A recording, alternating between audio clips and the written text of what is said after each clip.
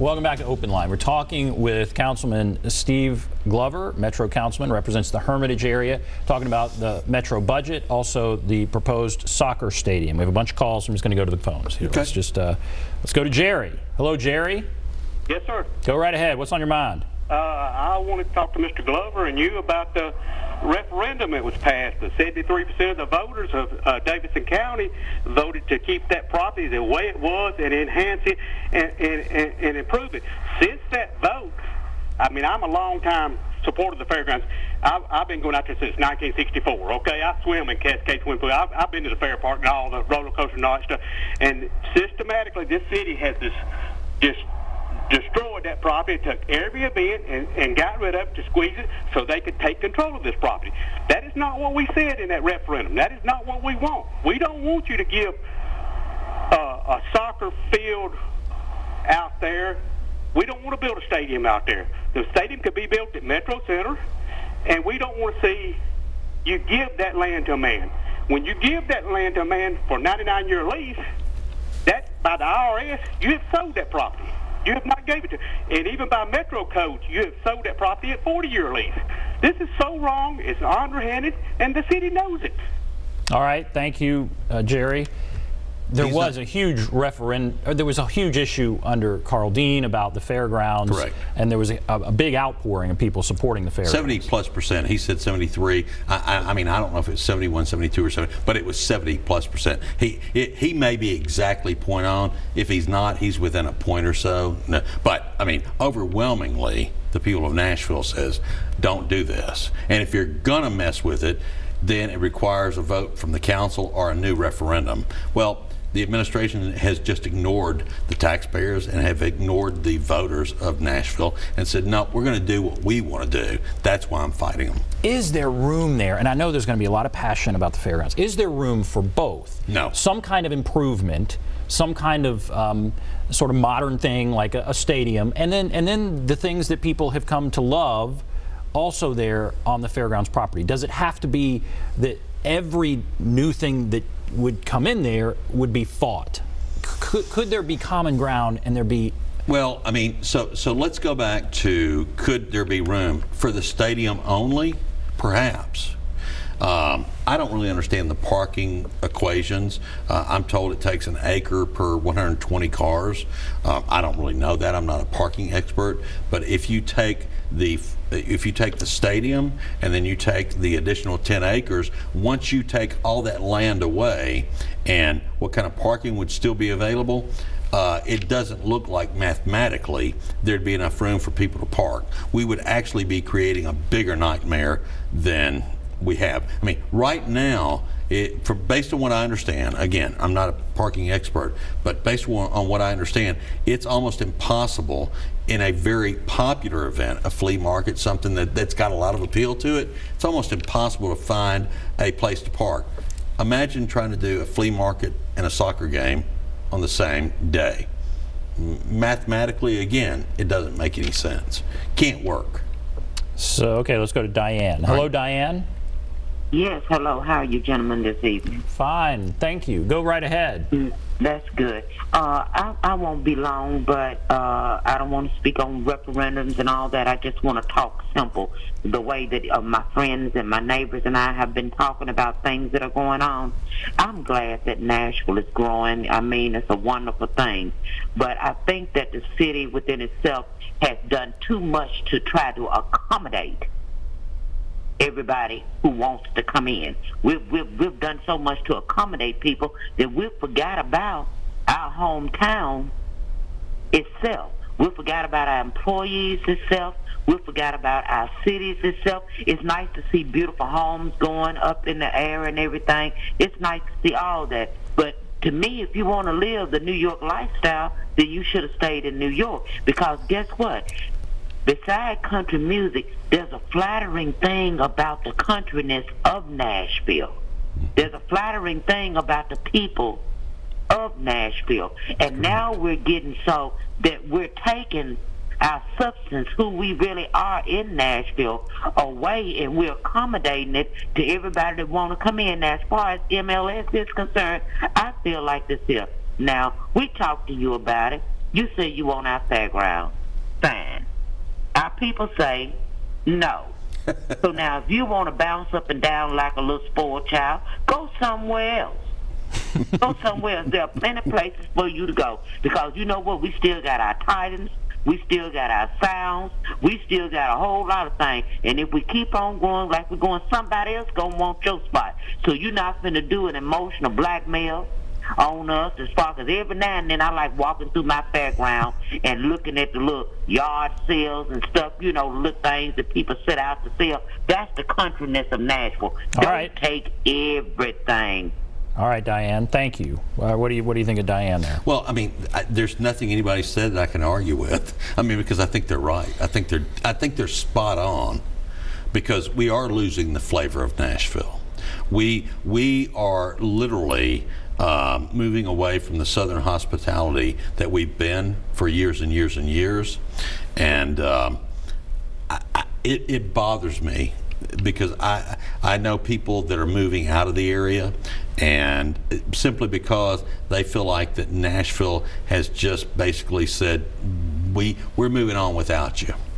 Now, again, that it's a little popular at this point to say I'm a little tired of all this growth, but there are major positives that come along with this growth, and if you're not growing as a city, that can lead to some bad things too. So this growth is positive in a lot of ways. To a degree, but how well have we been doing as far as spending our money in the suburbs, dealing with traffic, dealing with classrooms, dealing with, I mean, if you sit down and, once again, let's determine what our priorities are. How well have we done on funding that? And the answer is, in my opinion, we stink at it. We're too busy trying to buy the next toy. We don't need new toys. We need to make sure the toys that are in the living room and the playroom and the bonus room or wherever it is, we need to make sure the kids are involved with that, and we'll stay engaged with those things. We constantly have to keep adding more and more and more, and there reaches a point where we can't tolerate it. We can't accommodate it, and that's where we are. That's why our traffic's out of control. Let's go to Ginger. Hello, Ginger. Yes. Go right ahead. What's on your mind? I'm still hanging on. Oh, good. Well, what's on your mind? Okay, I agree with just about everything that Diane said and Jerry that just got through talking.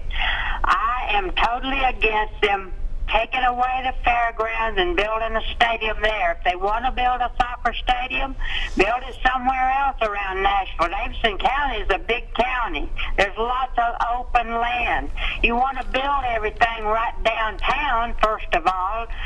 We got a pro football, pro ice skating, or soccer, or whatever it's called. Not right, soccer, right. but you mean hockey? Trying to get the ice hockey and pro baseball. Okay, so now you're wanting to get a pro soccer team. Okay, if Nashville can afford that, fine. But why do you want to build everything and take away all of the old Nashville? I lived in Nashville for 50-something years. I wasn't born and raised there, but I moved there in Davidson County when I was barely 18. Went to college in Davidson County. It's home to me. I'm getting emotional because I hate to see the fairgrounds go out. You know that if they build a soccer team there, there'll be no more fairgrounds in Davidson County. And Carl Dean, if he gets elected governor, he wanted to do away with the fairgrounds when he was mayor. So he'll get that done away with. Now, Nashville is the county seat, capital of Tennessee, rather. It should have the fairgrounds, I would think, in the capital. All right, Ginger, thank you. All right, so there's 3 calls, and they all, I feel like they're coming at this more from let's not harm the fairgrounds and less from the financial aspect of it. Well, because, I mean, frankly, this is one of the things I think that is most challenging. It is an emotional issue. For me, it is a financial issue. I'm grateful for everybody who's called that has an emotional tie to it. Because that's what we need in Nashville. We need that emotional tie, and then we need folks like myself who are willing to take that financial standpoint and say, we can't afford to do all these things. And so when you combine those two, you know, the old saying goes, anytime logic and emotion come into play, emotion always wins. Well, I have the logical side. Everybody's called so far is the emotional side, and they're right. See, that's the problem with this. There's not a wrong answer on doing the right thing. Let's go to Reverend Fuzz. Reverend Fuzz, hello. Hey. Hi, thanks for calling in. What's on your mind? Hey, Steve. How are you, sir? I want to compliment this guy for standing up sometimes all by himself. I mean, he's been, and he's right. He's been accused of being a grandstander and somebody who's just trying to make his way. But Steve has really spoken up for the people on that council. I got a question. I watched I've been to a bunch of meetings about the fairgrounds and the soccer thing. Some people want it over in Metro Center. I'm not sure if that's, you know, good or bad. I think, Steve, I really think the soccer coming to Nashville is a good thing. But what's needed, and Ben, you'll know this, there are not enough parks and ball fields for the kids to play in. You know, they're booked. And if we're going to have soccer, we got to have a place where the kids can go and learn to be great star soccer players. And on that thing, what you call a flea market, I've asked Carl Dean or Phil Bredesen years ago, why not put the flea market in some of the areas like out on Dickerson Road that's depressed, the old Kroger's out there, there's nothing there. Why wouldn't put it somewhere where it would spur some economics in a neighborhood that needs it?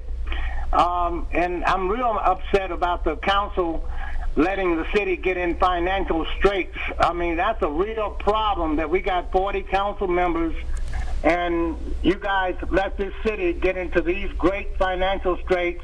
Someone told me today, I will never forgive the city for the $1 million or $2 million that he gave to HCA. I'm not saying one way or another, just throwing some things out there. Right. But what about the soccer field being in Metro Center, like somebody is asking, or somewhere else? And what about our kids having fields and baseball and sports where they can go and be little league sports players, that kind of thing? All right, thank you, Reverend Fuzz. There is at least one council member who does want to move the location of it over near Metro Center. Together. Okay, deal. all right. He and I sponsored that together. Well, why move it? Why would that be better? Well, why not? That's the real question. We certainly have more land available out in the Metro Center area, and if we want to talk about economic growth, you know, the interesting argument they make is that when MLS came in and looked at it, the fairgrounds close to downtown, that fit what they were looking for.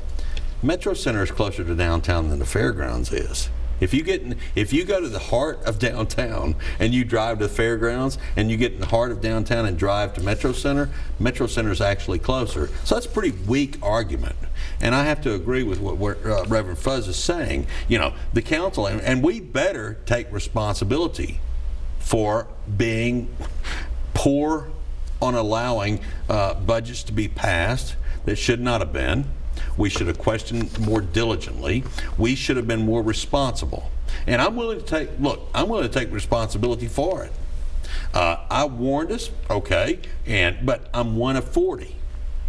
And so, you know, if we don't heed those warnings, then we are where we are right now because of not understanding the consequences of doing the wrong things. He's talking about money that was given to HCA. Mm-hmm. He said $1 or $2 million. Right. It was a $66 million incentive package. $1 million of it bought them office furniture, but it was $66 million. It was in there. I mean, it's all laid out. Right. And of course, HCA says, well, we could have gone other places, and that was an important part of us deciding to move here. And the fact that they've built that building there, there's growth all around it. It gets to corporate welfare, and there are people that think, okay, we've gone too far when it comes to that stuff. How do you feel about some of these incentives? Well, I mean, I've supported most of them because I'm a pro-business person. So let's talk about real numbers. The pilots and the TIFs, actually, this is unrecognized revenue for the city, is about $6.2 to $8 million a year right now. That's what the actual unrecognized revenue are. But if we had lost 1,600 jobs from Bridgestone, if we had lost 1,000 jobs, 1,200 jobs from HCA, if we had lost all those things, it has a domino effect. And then at that point, the quote, the welfare, as people call it, is actually not welfare, it's preservation. Now, I realize that's not a popular statement. I get that piece of it. But you have to truly weigh out, and you have to understand the economics of, if we lose a massive corporate business like Bridgestone, what is it going to do to the city as a whole?